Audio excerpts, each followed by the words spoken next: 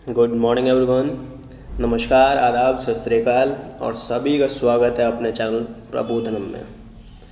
और देखो भाई लोग, एक नोटिफिकेशन आप सभी के लिए, भाई लोग और उनकी बहन लोग के लिए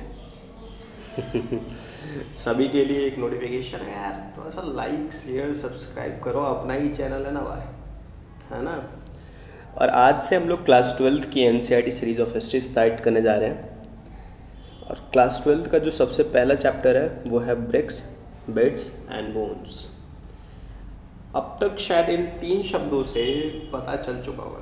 पहली बात तो हमने हिस्ट्री का सीरीज स्टार्ट करा है, इससे ये बात तो पता चलती है कि हम पास्ट रिलेटेड इवेंट्स के बारे में बात करने वाले हैं, पास्ट रिलेटेड टाइमलाइंस को समझने वाले हैं। और क्योंकि चैप्टर का नाम है ब्रिक्स, बिट्स एंड बोन्स, तो यहाँ से हमें कुछ इंडिकेशंस मिलती हैं कि ब्रिक्स, बिट्स और बोन्स जो हैं वो हमारे पास्ट को किस तरीके से रिप्रेजेंट करने वाले हैं, यानी हम इनकी मदद से अपने पास्ट को समझने वाले हैं। और स्पेसिफिकली मैं बता दूं तो इस चैप्टर में हम एक बहुत पुरानी इंडियन सब कॉन्टिनेंट की अगर हम बात करें तो इंडियन सब कॉन्टिनेंट की हमारी सबसे पुरानी जो सिविलाइजेशन रही है, जिसको इंडस वैली सिविलाइजेशन और हड़प्पन सिविलाइजेशन कहते हैं, उस सिविलाइजेशन के बारे में पढ़ने जा रहे हैं। और इस सिविलाइजेशन को समझाने से पहले मैं आपको कुछ बेसिक कॉन्सेप्ट्स बता देना चाहता हूँ कि कभी भी किसी भी पास्ट रिलेटेड इवेंट और सिविलाइजेशन और एनी टाइमलाइन को स्टडी करने के लिए हमारे आर्कियोलॉजिस्ट, हमारे साइंटिस्ट बहुत ज़्यादा ही मेहनत करते हैं। और वो पास्ट में बची कुछ चीज़ों, कुछ भी रिमेन्स पास्ट की बची हुई हैं, उन रिमेन्स को प्रॉपर तरीके से स्टडी करते हैं। वो जो पास्ट रिलेटेड रिमेन्स हैं उनको हम एविडेंसेस कहते हैं या फिर सोर्सेज फॉर पास्ट कहते हैं, या तो आर्कियोलॉजिकल एविडेंसेस कहते हैं या फिर सोर्सेज फॉर पास्ट कहते हैं। क्योंकि आप क्लास 12th में आ चुके हैं तो अभी तक आपको बहुत बड़ा ब्रॉड आइडिया लग चुका होगा कि जो सोर्सेज हैं वो कौन कौन से रहे हैं। अगर आपको फिर भी ब्रॉड आइडिया नहीं है और आप दिलचस्पी रखते हैं तो आप क्लास 6 के चैप्टर 1 की वीडियो लेक्चर ज़रूर देखिए। उससे आपको बहुत ज़्यादा आइडिया लग जाएगा कि किस तरीके से कोई भी हिस्टोरियन, कोई भी आर्कियोलॉजिस्ट किस तरीके से अपने हिस्ट्री को क्रिएट करने में मदद करता है। तो जैसा कि मैंने कहा कि हम इस चैप्टर 1 में हड़प्पन सिविलाइजेशन के बारे में समझने वाले हैं, या फिर दूसरे शब्दों में कह लो इंडस वैली सिविलाइजेशन के बारे में हम समझने वाले हैं। तो सबसे पहले तो ये नाम ही कन्फ्लिक्ट करता है, और ये नाम में भी सबसे पहला शब्द जो हमारे दिमाग में खटकता है वो है सिविलाइजेशन। कि सिविलाइजेशन क्या है? तो सिविलाइजेशन शब्द को समझने से पहले आपको एक शब्द समझना चाहिए, वो है कल्चर। अगर आप कल्चर शब्द को समझ लेते हैं तो फिर आप सिविलाइजेशन शब्द को बहुत आराम से समझ पाएंगे। तो कल्चर क्या होता है?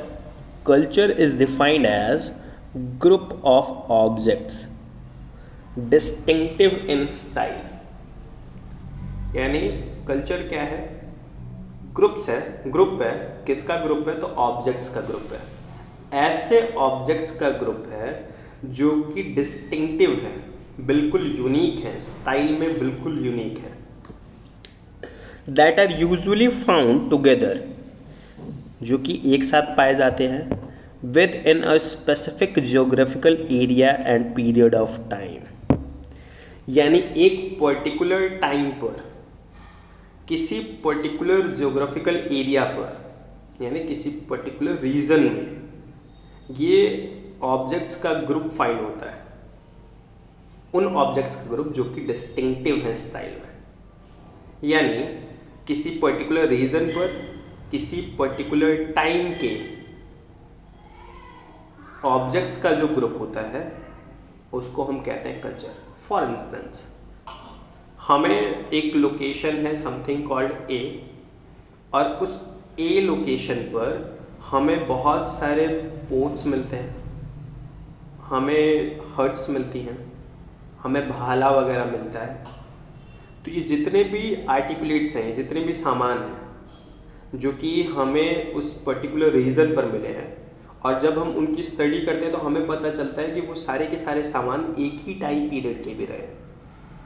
तो इससे हमें पता चलता है कि उस टाइम पर इन सामानों को यूज़ करने वाला या फिर इस कल्चर को फॉलो करने वाला कोई ग्रुप रहा होगा, या कह लो कोई सिविलाइजेशन रही होगी। तो जो ग्रुप ऑफ पीपल होते हैं जो कि इन ग्रुप ऑफ ऑब्जेक्ट्स को यूज कर रहे होते हैं, या दूसरे शब्दों में कह लो ग्रुप ऑफ पीपल जो कि एक पर्टिकुलर कल्चर को फॉलो कर रहे होते हैं, उस ग्रुप ऑफ पीपल को हम लोग कहते हैं सिविलाइजेशन। तो हम इस चैप्टर में एक सिविलाइजेशन के बारे में पढ़ने वाले हैं, और ये सिविलाइजेशन है हड़प्पन सिविलाइजेशन या फिर इंडस वैली सिविलाइजेशन। तो सवाल यही उठता है कि सर हम जिस सिविलाइजेशन के बारे में पढ़ने वाले हैं, ये सिविलाइजेशन को हड़प्पन सिविलाइजेशन क्यों कहते हैं, या फिर इंडस वैली सिविलाइजेशन क्यों कहते हैं? तो हड़प्पन सिविलाइजेशन तो इसलिए कहते हैं क्योंकि ये इस सिविलाइजेशन के जो फर्स्ट एविडेंसेस हैं वो हमें हड़प्पा में मिले थे। हड़प्पा जो कि आज के टाइम में पाकिस्तान में है। तो पहले पाकिस्तान का पोर्शन जो था वो पंजाब प्रोविंस के अंदर आता था। तो शुरू में जब ब्रिटिशर्स थे यहाँ पे, तो उस प्रोविंस में, पंजाब प्रोविंस में फर्स्ट टाइम रेलवे लाइन बनानी थी, रेलवे लाइन बिठानी थी। तो रेलवे लाइन बिछाने के लिए हमें ईंटों की ज़रूरत पड़ी। तो जब इंजीनियर्स और लेबर्स वगैरह जब ईंटों के लिए मेहनत कर रहे थे, तो उन्होंने देखा कि यार उनके पास बहुत बड़ा स्टोर है फॉर द ब्रिक्स। अब उन्हें ये नहीं पता था कि ये ब्रिक्स कहाँ से है, क्योंकि भाई सिंपल सी बात है, वहाँ दूर दूर तक कोई भट्टी नहीं थी। तो उन्हें आइडिया लग गया कि माइट भी पहले कोई ना कोई सिविलाइजेशन रह रही होगी जिसने इन ईंटों को इस्तेमाल करा था। तो ये ईंटें, चैप्टर का नाम याद है? चैप्टर का नाम है ब्रिक्स, बेड्स एंड बोन्स। तो शायद आप देख रहे हैं ब्रिक्स, इन ब्रिक्स से ही ये कहानी शुरू होती है, इसीलिए चैप्टर का नाम है ब्रिक्स, बेड्स एंड बोन्स। ये हड़प्पा सिविलाइजेशन जो है वो ब्रिक की वजह से फाइंड आउट हुई, और उसके बाद बेड्स और बोन्स का क्या रोल है हम आगे जाके समझ जाएंगे। तो इंजीनियर्स और लेबर्स ने जब देखा कि भाई ब्रिक है जो कि बहुत पहले के ब्रिक्स और काफ़ी हेल्दी ब्रिक्स हैं, ऐसे भी नहीं कि मतलब एकदम दरझड़ वाली कंडीशन में कि अब गिरेंगी तब गिरेंगी, ऐसे नहीं, बिल्कुल हेल्दी ब्रिक्स हैं और बहुत ज़्यादा स्ट्रॉन्गर ब्रिक्स हैं। तो उससे उन्हें आइडिया लगा कि भाई पास में कोई सिविलाइजेशन रही होगी जो काफ़ी ज़्यादा ही ब्रिक्स वगैरह यूटिलाइज करती रही होगी, और इस तरीके से आर्कियोलॉजिस्ट को बुलाया गया वहाँ पर कि भाई स्टडी कीजिए ये किस तरीके की सभ्यता यहाँ पर रहती थी, किस तरीके का सिविलाइजेशन यहाँ पर रहता था और क्या क्या फीचर थे। क्योंकि अपने को ना, अपन सभी हैं डिटेक्टिव किस्म के, अपन है एसीपी प्रद्युमन, और अपने अंदर एक चलता है भाई कीड़ा चलता है जो हमेशा पूछता है कि ये कैसे रहा था, क्योंकि ह्यूमन बींग्स शुरू से ही क्यूरियस रहे। तो जब क्यूरियोसिटी का जब कभी भी कोई सोर्स मिलता है तो भाई ह्यूमन बीइंग एकदम तपाक हो जाता है कि आज पता करना है इन सब चीज़ों के बारे में। तो इस तरीके से हड़प्पन सिविलाइजेशन के बारे में पता करने की शुरुआत हुई। तो सर आपने ये तो बता दिया कि हड़प्पा, ये जो सिविलाइजेशन है जिसके बारे में हम लोग पढ़ने वाले हैं, इसको हड़प्पन सिविलाइजेशन को कहते हैं, क्योंकि फर्स्ट टाइम इस सिविलाइजेशन के एविडेंसेस हड़प्पा में मिले थे।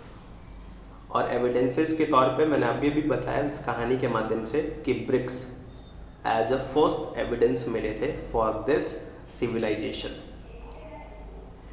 उसके बाद तो सर आपने एक और नाम बताया था, इंडस वैली सिविलाइजेशन। तो ये इंडस वैली सिविलाइजेशन क्यों कहते हैं? क्योंकि ये सिविलाइजेशन के जो एविडेंसेस मिलते हैं वो ज़्यादातर इंडस रिवर के अलोंग मिलते हैं, इंडस रिवर के बैंक्स पर मिलते हैं। बैंक मतलब किनारा है ना, इंडस रिवर ने कोई बैंक नहीं खोला हुआ है, इंडस रिवर के बैंक्स पर मिलते हैं। इसीलिए इस सिविलाइजेशन को इंडस वैली सिविलाइजेशन भी कहा जाता है। इंडस रिवर की जो वैली है उसमें ये सिविलाइजेशन के एविडेंसेस ज़्यादा मिलते हैं, इसीलिए इसको इंडस वैली सिविलाइजेशन भी कहा जाता है। तो मैंने शुरुआत में ही बताया कि किसी भी सिविलाइजेशन या किसी भी टाइमलाइन या किसी भी पास्ट रिलेटेड इवेंट को स्टडी करने के लिए अपने को चाहिए एविडेंस, आर्कियोलॉजिकल एविडेंस। तो सिंपल सी बात है, हड़प्पन सिविलाइजेशन को भी स्टडी करने के लिए अपने को आर्कियोलॉजिकल एविडेंसेस चाहिए होंगे। हाँ, तो हमारे पास आर्कियोलॉजिकल एविडेंस के तौर पे क्या क्या चीज़ें मौजूद हैं?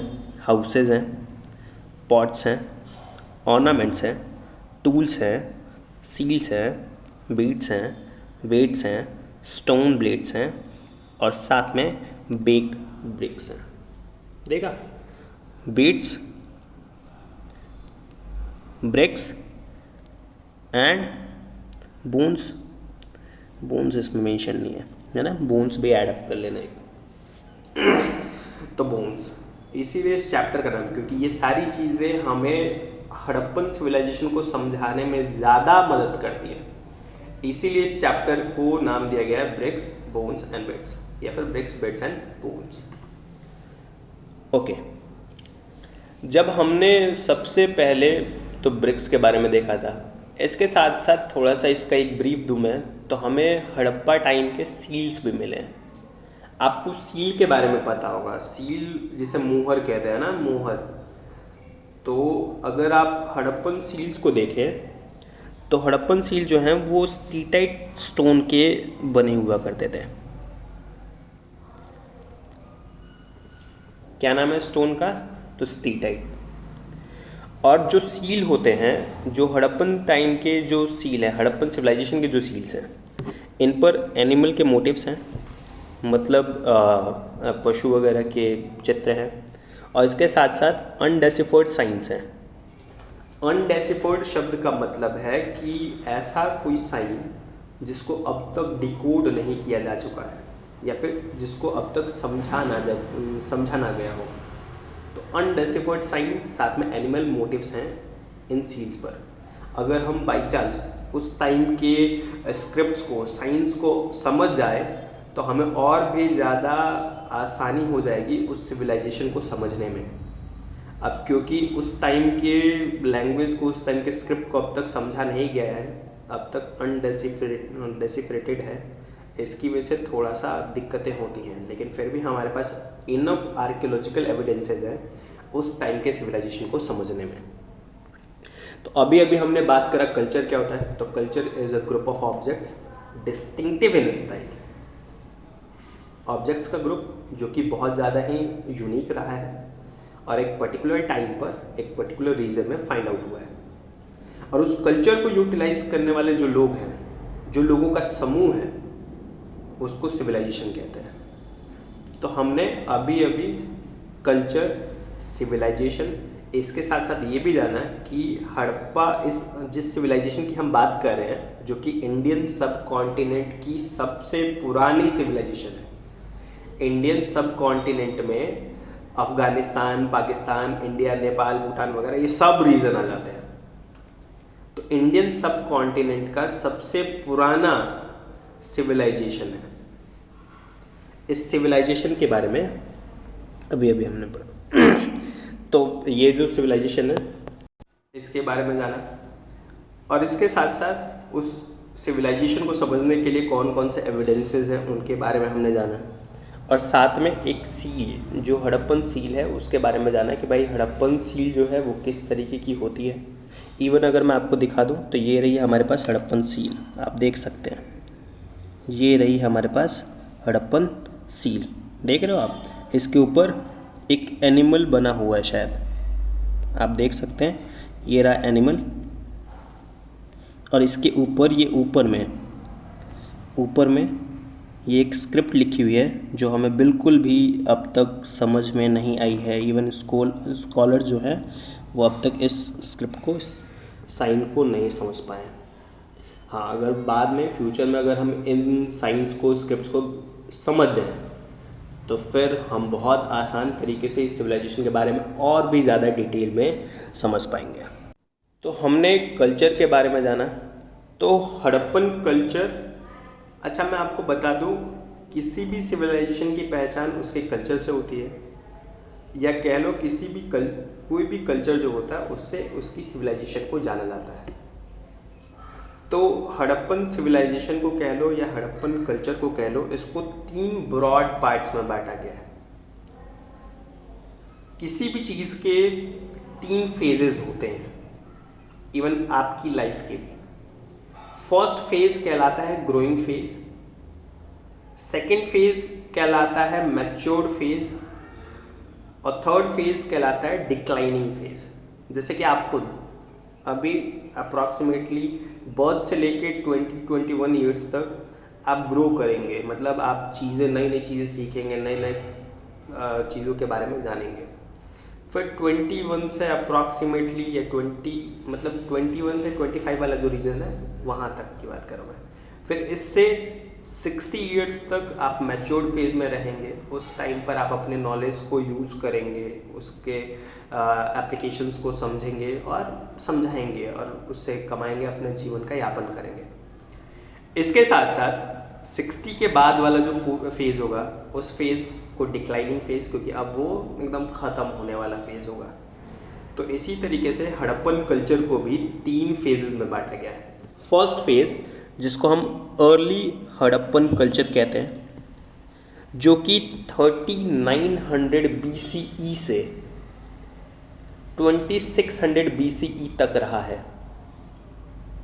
अब मैं ये BCE शब्द बोल रहा हूँ, BCE का मतलब है बिफोर कॉमन एरा, मतलब जीसस क्राइस्ट के जन्म के 39 ईयर्स पहले, 3900 ईयर्स पहले। तो ये बहुत पुरानी बात है, यानी आज से, क्योंकि आज से 2000 साल पहले जीसस क्राइस्ट का जन्म हुआ था, है ना, 2021 साल पहले, और उससे 3900 ईयर्स पहले की बात कर रहे हैं। इसका मतलब लगभग हो गया 5900 ईयर्स पहले ये जो हड़प्पन सिविलाइजेशन थी ये सेटअप होना स्टार्ट हुई थी। तो अर्ली फेज में हम लोग 3900 BCE से 2600 BCE तक की बात करते हैं। उसके बाद मैच्योर्ड फेज में, मैच्योर्ड हड़प्पन कल्चर में 2600 BCE से 1900 BCE तक की बात करते हैं, और लेटर हड़प्पन कल्चर में 1900 BCE से 1300 BCE तक की बात करते हैं। तो आप समझ सकते हैं कि लेटर हड़प्पन कल्चर जो है वो डिक्लाइनिंग फेज़ है, ये आपका ग्रोइंग फेज़ है, ये डिक्लाइनिंग है, और ये मैच्योर्ड है ना।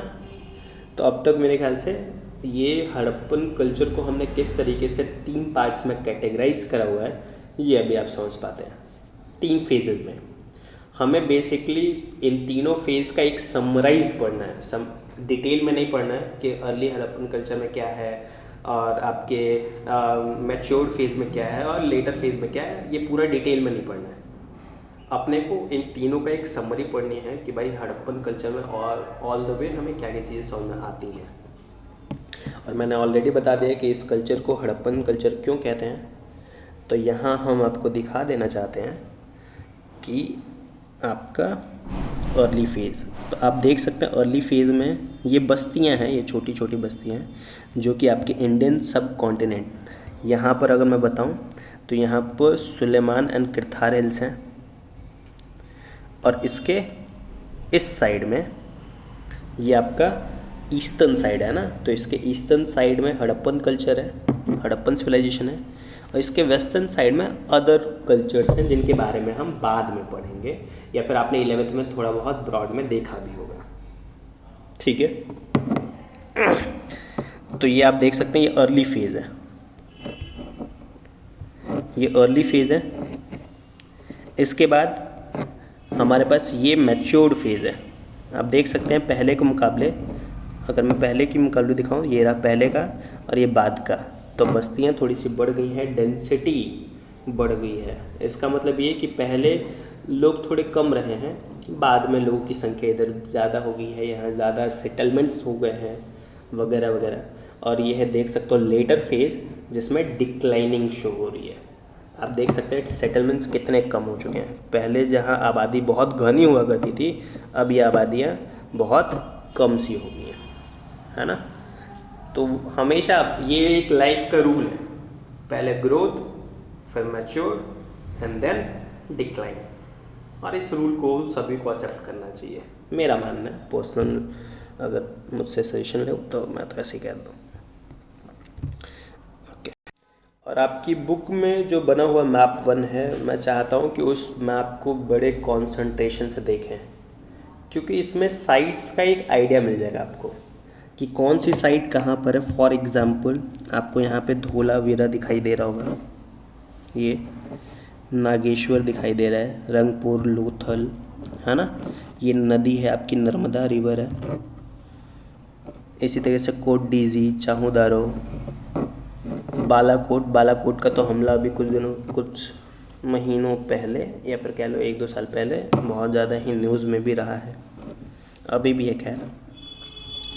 उसके बाद आपको मोहनजोदारो दिखाई दे रहा होगा, कालीबंगन, बनावली, ये कुछ इम्पॉर्टेंट साइट्स हैं जिनके बारे में नाम दे रहा हूँ मैं। ये रहा हड़प्पा, जहाँ पे first evidence of this culture was found, है ना। अच्छा, यहाँ देख रहे हो आप एक चीज़ देखो जैसा कि ये देख रहे हो इंडस रिवर, है ना, और देखोगे आप ज़्यादातर साइट्स इस रिवर के ही अलॉन्ग साइड में आपको दिखाई देगी। ज़्यादातर साइट्स आपको इस रिवर के अलॉन्ग साइड में ही दिखाई देंगी, इसीलिए इस रिवर और इस रिवर के ट्रिब्यूटरीज के अलॉन्ग साइड में, है ना, दिखाई देंगी। इसीलिए इस सिविलाइजेशन को इंडस वैली सिविलाइजेशन भी कहा जाता है। तो अभी तक स्टार्टिंग में एक इंट्रोडक्शन के तौर पे अगर हम देखें तो हमने ये पढ़ लिया है कि इस चैप्टर में हम क्या पढ़ने वाले हैं। तो इस चैप्टर में हम हड़प्पन सिविलाइजेशन के बारे में पढ़ने वाले हैं। हमने कल्चर शब्द का मतलब जाना, कल्चर क्या होता है। हमने मैप में तीनों फेजेस देखे हैं, अर्ली टाइम में कहाँ कहाँ सेटलमेंट्स थे, मैच्योर फेज में और लेटर फेज में कहाँ कहाँ सेटलमेंट्स थे वो जाना। इस सिविलाइजेशन का नाम हड़प्पा या इंडस वैली सिविलाइजेशन क्यों है ये भी हमने जाना। फिर हमने जाना कि कौन कौन से एविडेंसेस हमें मिले हैं जिनसे हम इस सिविलाइजेशन को समझ पाते हैं, और अपने एविडेंसेस को स्टडी करते हुए हिस्टोरियंस ने किस तरीके से उनके बारे में बताया, क्या क्या चीज़ें बताया। जैसे कि भाई हिस्टोरियंस क्या क्या बता सकते हैं। हिस्टोरियंस बता सकते हैं कि उस टाइम पर क्या क्या चीज़ें रही होंगी, उस टाइम पर लोग क्या खाते होंगे, उस टाइम पर लोग क्या कपड़े पहनते होंगे, किस तरीके का गेम्स प्ले करते होंगे, किस तरीके की स्टोरीज सुनते होंगे। खैर स्टोरीज़ वगैरह रिलेटेड चीज़ें जो हैं वो बताने में अभी सक्षम नहीं है, क्योंकि मैंने ऑलरेडी बताया हुआ है कि भाई लैंग्वेज या स्क्रिप्ट जो है वो अब तक डेसिफर्ड नहीं हुई है, डिकोड नहीं हुई है, तो ये नहीं बता पाएंगे हम। लेकिन फूड, क्लोथ, गेम्स वगैरह के बारे में या सेरेमनीज़ के बारे में ये चीज़ें हम बता सकते हैं। उस वक्त किस तरीके की परंपराएं रही होंगी, उन चीज़ों को, ट्रेडिशंस को बता सकते हैं। तो हम सबसे पहली चीज़ जो समझने वाले हैं वो है सबसिस्टेंस स्ट्रैटेजीज़, मतलब गुजर बसर करने के लिए वो कौन कौन से स्ट्रैटेजीज़ को अपनाते थे। भाई आप भी अपने जीवन का यापन करने के लिए, भाई शुद्ध देव आएगी, अपने लाइफ को एग्जिबिट करने के लिए आप भी कुछ ना कुछ करते हैं। सर हम तो कुछ भी नहीं करते। अरे आप नहीं करते मतलब आपकी फैमिली में कोई तो होगा जो आपकी लाइफ के लिए कुछ तो कर रहा है, बाद में आप भी करोगे।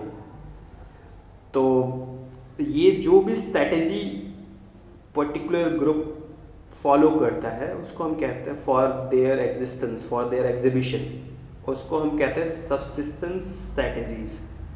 तो अभी हम जानने वाले हैं कि हड़प्पा सिविलाइजेशन में वो कौन कौन सी स्ट्रैटेजीज देखने को मिलती हैं जिससे वो अपने जीवन का यापन करते थे, जीवन को जीते थे। तो हमें हड़प्पन जो साइट्स हैं वहाँ पर ग्रेन्स मिलते हैं, बहुत सारे ग्रेन्स के एविडेंसेस मिलते हैं हमें, जैसे कि वीट, बार्ले, लेंटिल, चिकपी समझते हो ना, वो जो सफ़ेद चना जो होता है वो, सीसम, तिल, फिर मिलेट्स, बाजरा, इनके एविडेंसेस मिलते हैं। अच्छा, यहाँ पर कुछ साइट्स हैं जो कि आपकी बुक में ज़्यादा मेंशन है, तो उनके बारे में थोड़ा सा ध्यान रखोगे तो अच्छा रहेगा। जैसे कि मिलेट्स जो हैं वो गुजरात में ज़्यादा मिले हैं।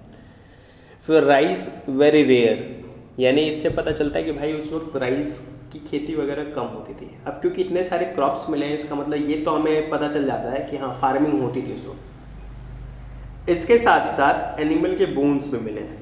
इसका मतलब ये कि उस टाइम के जो एनिमल्स हैं, उस टाइम के जो एनिमल के बोन्स हैं, उससे हमें ये पता चलता है कि भाई उस टाइम उन एनिमल्स के बारे में, पहली बात तो ये पता चलती है कि उस टाइम उन एनिमल्स को वो जानते थे। और दूसरी बात कि अगर एनिमल का बोन डोमेस्टिकेटेड टाइप का होगा तो इसका मतलब ये कि उसकी रियरिंग की जाती थी, यानी उसको पाला जाता था। और अगर वो वाइल्ड टाइप का होगा, बोन अगर वाइल्ड टाइप का हुआ, तो इससे ये पता चलेगा कि उसको मार के खाते थे। फॉर एग्जांपल अगर आप डोमेस्टिकेटेड एनिमल बोन्स को देखें तो कैटल का मिलता है, शिप का मिलता है, गोट, बुफेलो, बुल एंड पिग। तो इससे पता चलता है कि भाई इनको पालते थे वो। और वाइल्ड में बोर, डियर, घड़ियाल, फिश एंड फाउल। तो इससे पता चलता है कि इनको खाने वाने के पर्पज से यूज़ करते रहे होंगे। तो गुजर बसर करने के दो तरीके यहाँ दिखाई दे रहे हैं। एक है फार्मिंग, तीन तरीके।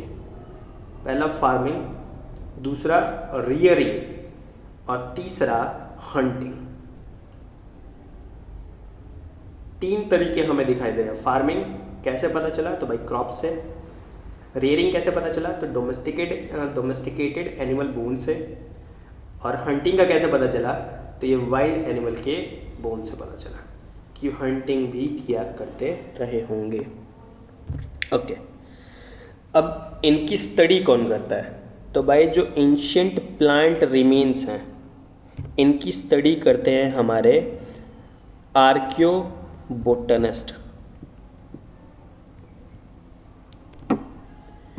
और जो एंशिएंट एनिमल के रिमेन्स हैं, इनके स्टडी करते हैं आर्कियोजूलॉजिस्ट या फिर जू आर्कियोलॉजिस्ट।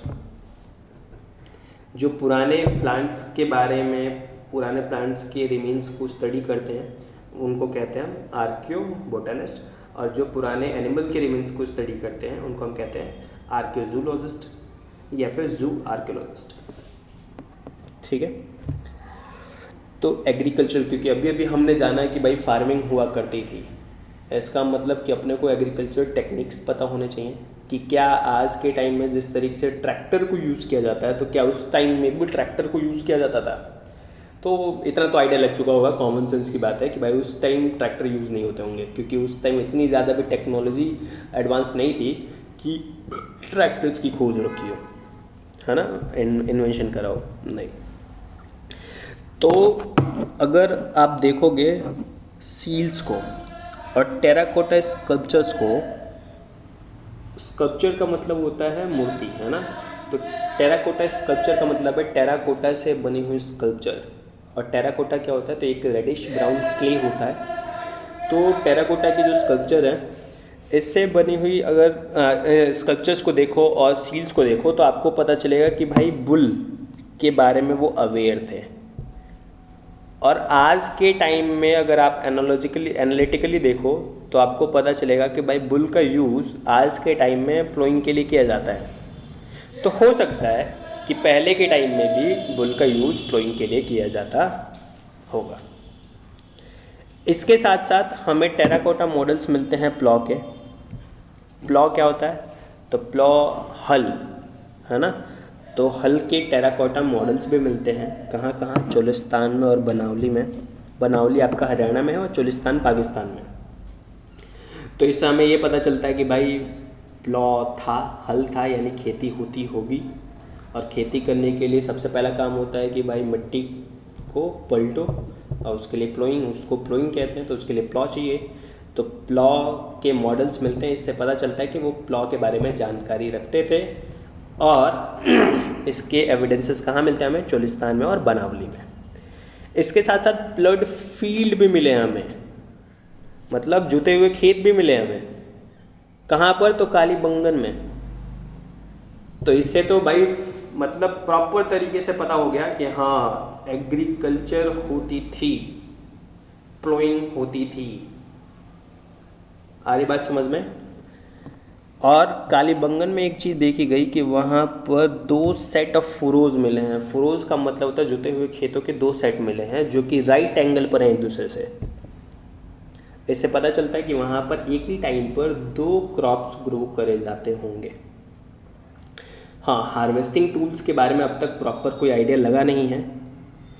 हम एक आइडिया लगाते हैं बस कि या तो स्टोन ब्लेड्स को वो वुडन हैंडल्स में लगाकर यूज़ करते रहे होंगे हार्वेस्टिंग के लिए, हार्वेस्टिंग का मतलब होता है कटाई के लिए, या फिर मेटल टूल्स को यूज़ करते होंगे वो हार्वेस्टिंग के तौर पे। आपको ज़्यादातर हड़प्पन साइट्स जो हैं वो सेमी एरिड रीजन में दिखाई देंगे।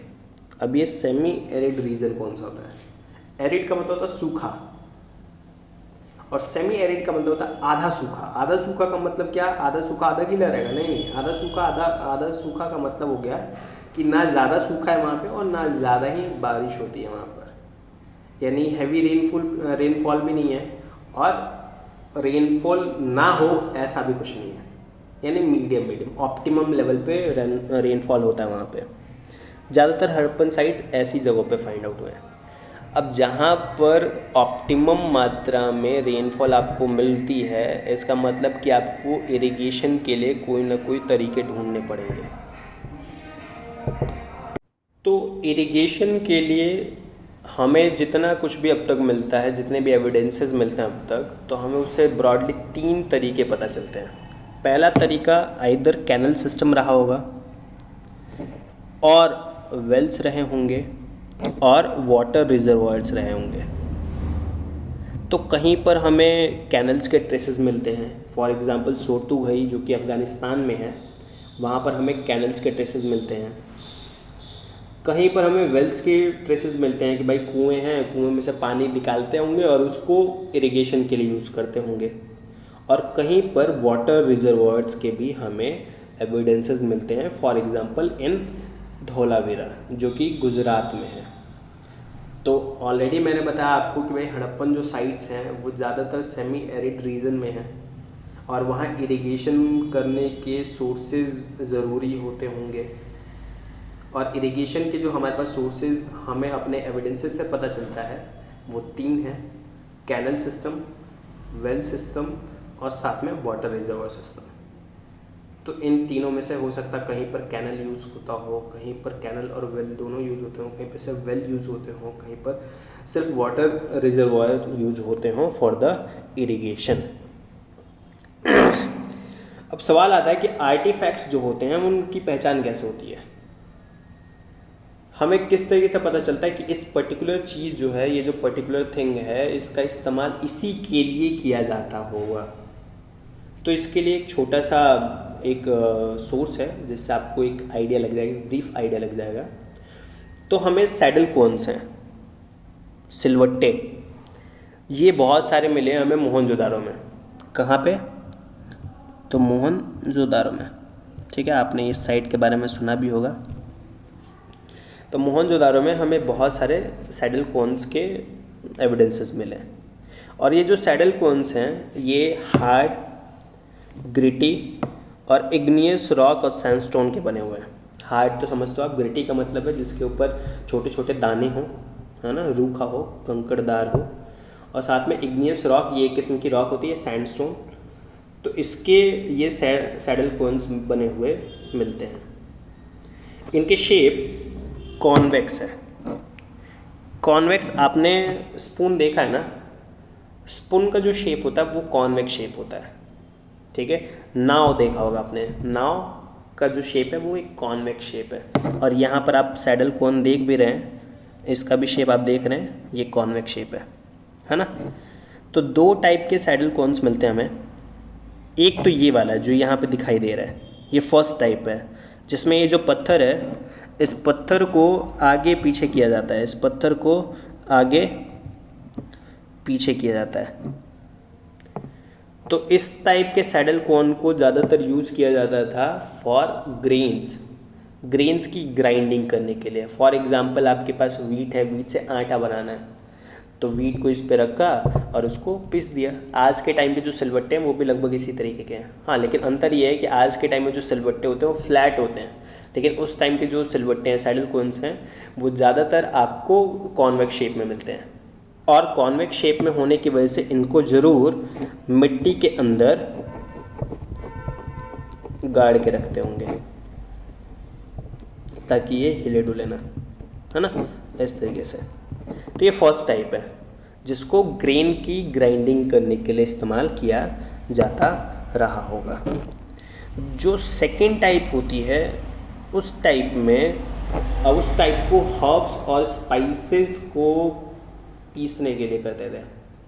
तो आपने ओखली देखी होगी है ना, ओखली और मूसल देखी होगी। ओखली के अंदर कुछ सामान रखो, उसको मूसली से क्या करते हैं, मूसलते हैं। तो मूसल को इंग्लिश में पाउंडर कहते हैं। तो जो सेकंड टाइप ऑफ सैडल कोन है वो पाउंडर टाइप है। उसमें पाउंडर से क्या करते हैं, पाउंडिंग कर करके हर्ब्स को या स्पाइसेस को कूटते थे ताकि करी वगैरह बनाया जा सके। तो इसीलिए, क्योंकि इनको यूज़ ज़्यादातर करीज बनाने के लिए इस्तेमाल किया जाता था, इसीलिए करी स्टोन्स भी कहा जाता था इन कोन्स को।